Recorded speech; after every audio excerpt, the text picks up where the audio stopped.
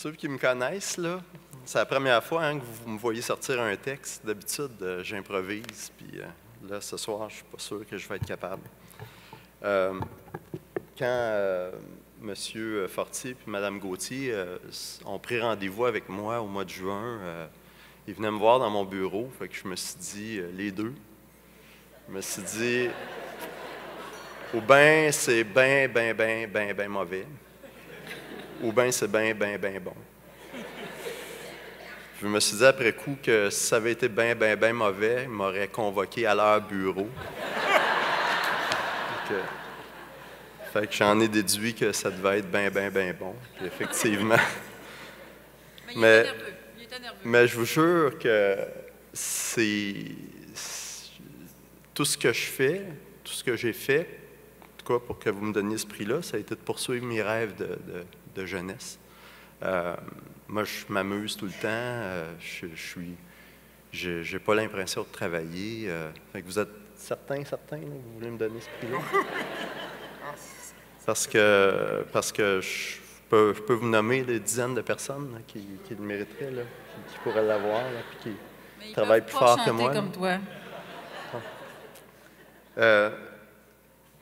Je pense que M. Fortier m'a dit, bon, tu vas faire une bonne job, là, tu vas émouvoir les gens, tu vas faire un bon speech, puis ça va être bon. En tout cas, je ne sais pas si ça va être bon, mais j'essaie de trouver un thème. Puis en fait, le thème s'est imposé, c'est privilège. Puis pour moi, c'est un privilège de recevoir ce prix-là. Puis privilège, comme professionnel, on est habitué de recevoir des privilèges. On a des privilèges de médecin, on a des privilèges quand on est infirmière, quand on est pharmacien. On reçoit des privilèges de nos ordres professionnels, de nos institutions d'attache. Puis moi, le CHU m'a donné mes premiers privilèges comme étudiant en médecine, puis après ça comme résident. Puis maintenant, j'ai le privilège d'être un médecin, d'être un chercheur, d'être un professeur, puis d'être un administrateur aussi au CHUS. Puis il y a des gens ça arrive souvent, tu sais, quand on fait plusieurs affaires comme ça, on se fait dire souvent, comment tu trouves le temps? Ça doit être accablant, ça doit être dur, puis tu sais, de cumuler tout ça, puis parce que les gens voient ça comme un cumul de responsabilités. Puis c'est sûr qu'il y a des jours où on se sent comme ça aussi. On sent que c'est un cumul de responsabilités, c'est dur, mais je vous jure que la majorité du temps, je vois ça comme c'est vraiment. C'est un cumul de privilèges. Puis c'est un cumul de privilèges qui me permettent essentiellement de réaliser mes rêves de jeunesse. Puis c'est ce que je fais ici avec vous, puis c'est ce que je fais où je suis, puis c'est ce que j'ai toujours fait. C'est de réaliser mes rêves. Puis vous me permettez de faire ça en m'accordant tous ces privilèges-là. Je ne sais pas s'il y a quelqu'un qui a déjà dit ça un jour, là, mais je me permets de le dire. Là. Les humains, c'est comme des arbres, je pense. Tout dépend tellement de nos racines, puis tout dépend tellement du sol dans lequel on pousse. Puis moi, les premiers privilèges que j'ai eus, c'est d'avoir les parents que j'ai eus, qui n'étaient pas des gens fortunés, qui n'étaient pas des gens éduqués, instruits, ce n'étaient pas des gens qui avaient une fortune, mais c'est des gens qui avaient la sagesse puis l'intelligence de me donner l'amour, puis de me faire croire que je pouvais réussir.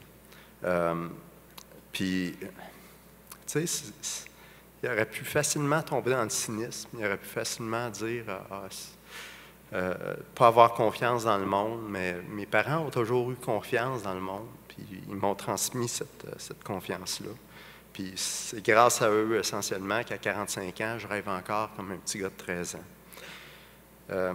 Je suis vraiment privilégié d'avoir côtoyé des mentors exceptionnels. Il y en a deux qui sortent du lot. Il y a Dr. Lewis, Gary Lewis, que j'ai connu à Toronto, qui a été essentiel dans ma formation de chercheur, mais aussi d'humain. C'est un type extraordinaire. C'est un type qui m'a appris à placer l'équipe avant tout, qui m'a enseigné énormément de choses sur le plan technique, sur le plan des concepts scientifiques, mais qui m'a beaucoup appris au niveau de l'humanisme. Puis l'autre personne, c'est Diego Bellabarba, qui est ici dans la salle. Puis Diego a été le récipiendaire du 6e prix. Grand Prix du CA. Je pense que ça a été le premier prix que vous avez remis Oui. aussi. Et ça, moi, qu'on m'octroie ce prix-là dans la lignée après Diego, pour moi, c'est tout un honneur parce que Diego, pour moi, c'est un maître à penser. Tu sais, j'étais pas grand-chose quand je suis arrivé ici comme étudiant en médecine. J'avais pas beaucoup de culture, j'en ai toujours pas beaucoup. Mais Diego a essayé de m'en inculquer. À la fin de nos journées, comme résident, on finissait à 7 heures, puis Diego était dans son bureau tout le temps, puis la porte était ouverte tout le temps. Puis évidemment, on parlait de médecine beaucoup, d'endocrinologie. J'ai appris énormément de choses de l'endocrinologie de Diego, puis de la science. Mais j'ai appris aussi beaucoup d'humanisme, beaucoup de philosophie, d'histoire, de géographie. C'est impressionnant ce que j'ai pu retirer de Diego. Donc, et Diego a formé essentiellement presque la moitié des endocrinologues de ma génération et les plus jeunes au Québec. C'est quelqu'un qui a été extrêmement actif comme mentor. Puis moi, ben, j'ai eu la chance d'avoir Diego Bellabarba comme un de mes mentors. Je suis privilégié aussi d'être un médecin dans le service d'endocrinologie. Le service d'endocrinologie est un service extraordinaire. Et mes collègues sont de bien meilleurs médecins que moi. Okay, moi, je suis le petit dernier, là. Je suis celui qui fait le moins de cliniques de la gang. Puis, donc, je m'appuie souvent sur mes collègues pour régler mes cas les plus complexes. Je m'appuie beaucoup sur mes collègues pour libérer mon temps pour la recherche aussi. Je ne ferais pas ce que je fais si mes collègues n'étaient pas là. Tous. Donc, ce prix-là, il le mérite aussi. Puis je le partage avec Diego, je le partage avec mes collègues également d'endocrinologie. Je suis devenu enseignant et mentor à mon tour. Puis moi, une chose qui m'émeut beaucoup, c'est de voir des jeunes qui viennent lier leur avenir à ma recherche, à mon labo. Puis, ça, on ne le réalise pas initialement, mais après ça, puis souvent, les jeunes, eux-mêmes, ne le réalisent pas, mais c'est une étape extrêmement importante que de choisir son mentor. Puis, tout dépend tellement de ça dans une carrière avec succès en recherche en particulier. Moi,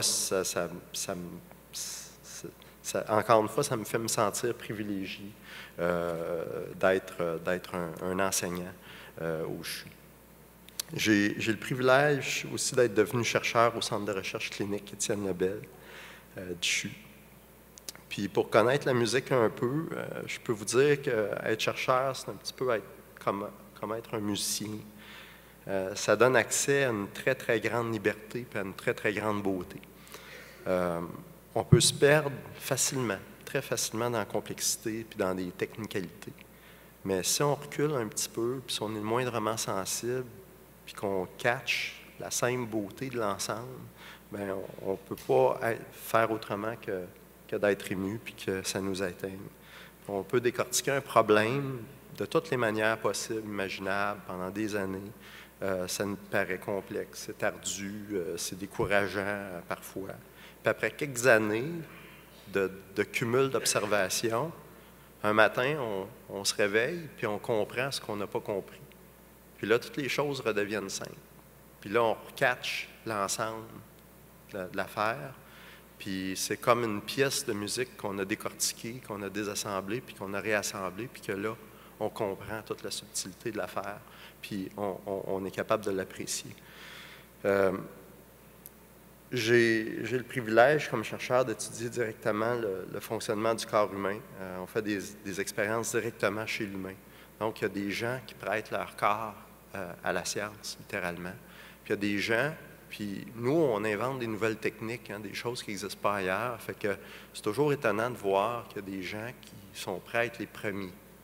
Les premiers à essayer quelque chose. Ah oui, on va l'essayer. C'est formidable. Ça, c'est un privilège aussi. C'est extraordinaire d'avoir des gens qui nous font confiance à ce point-là.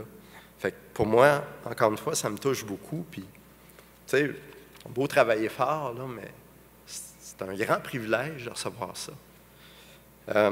J'ai le privilège aussi de travailler avec des gens en recherche, de pouvoir compter sur des chercheurs extraordinaires autour de moi, puis une équipe extraordinaire. Des gens avec un grand talent. Le docteur Turcotte, qui est à ma table, sans qui je ne pourrais faire aucune étude d'imagerie chez l'humain. Donc, il est un collègue formidable, extraordinaire. Lucien Junior, qui m'a mis en candidature à mon insu, le petit maudit, qui est un coordinateur de réseau de recherche extraordinaire. Ouida aussi, qui est là, qui a participé, qui a été complice à cette mise en candidature et qui pilote toutes nos études animales. Frédéric Frisch, qui est la première personne que j'ai engagée dans mon laboratoire. Mon laboratoire avait en fait, on était 2 à l'époque, quand j'ai commencé. Diane, qui est une des infirmières qui travaille avec moi, sans qui on ne pourrait rien faire non plus chez les humains. Donc, toutes ces personnes-là apportent ce qui me manque, moi, comme expertise, comme connaissance ou encore comme habileté pour pouvoir réaliser des idées folles, puis de les actualiser dans la réalité. Pour avoir du succès en recherche aujourd'hui, il faut savoir passer d'un rôle de soliste, ce que j'étais essentiellement durant ma formation, à celui d'un leader de bande de garage, ce que je suis encore à certains égards, à celui d'un petit ensemble pour enfin devenir un chef d'orchestre. Puis à la fin de tout ça, là, on ne fait pas aucune note soi-même. C'est les autres qui font les notes. Nous, on dirige, puis on fait le beau, puis on envoie la baguette, puis on est donc.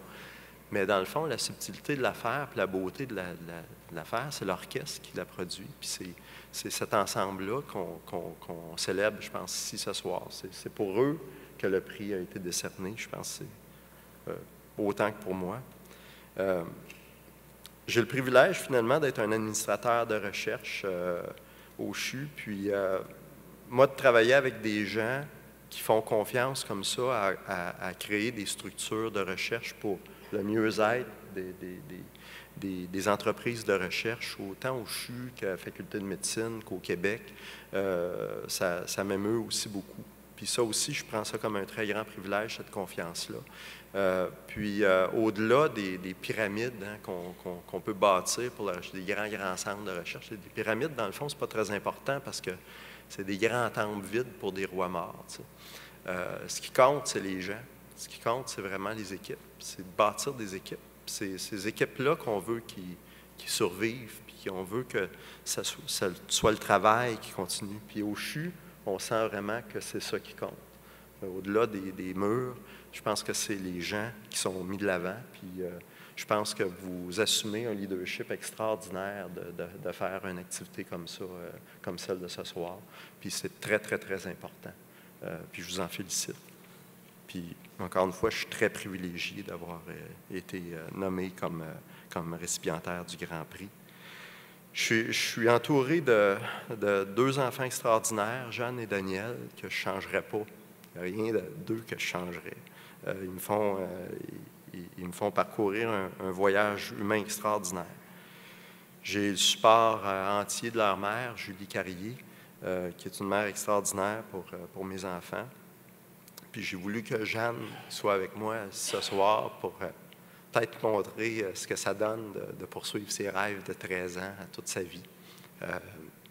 Donc, j'espère que tu vas mener ta vie, puis que tes rêves mènent ta vie comme mes rêves mènent la mienne. J'aimerais finalement dire que je suis privilégié d'être aimé par Annick, qui m'apprend de toute sa tendresse, sa douceur, sa sagesse, par tout le bonheur qu'elle me procure, que peu importe qui on est, peu importe ce qu'on fait, être aimé, c'est jamais un droit, ni inné, ni acquis, c'est un privilège, vraiment. Le chocolat aussi. Oui, le chocolat aussi. Fait que peu importe qui je suis, peu importe ce que je fais, je n'ai pas le droit d'être un médecin, je n'ai pas le droit d'être un chercheur, de faire des expériences sur des personnes, d'être un professeur, d'être un mentor, d'être un patron, un collègue, un père, un ami, un amoureux. Parce que tous ces rôles-là, ce sont des privilèges qui sont octroyés par des gens qui donnent un petit peu ou beaucoup de ce qu'ils sont. Puis je vous souhaite à tous d'accomplir votre vie comme c'est un grand privilège et non pas comme un droit. Parce que vivre comme ça, moi, ça me permet de donner le meilleur de moi-même. Mais ce que ça permet surtout de faire, c'est de recevoir beaucoup plus que ce qu'on est capable de donner. Fait que merci beaucoup de m'avoir donné cet immense privilège ce soir.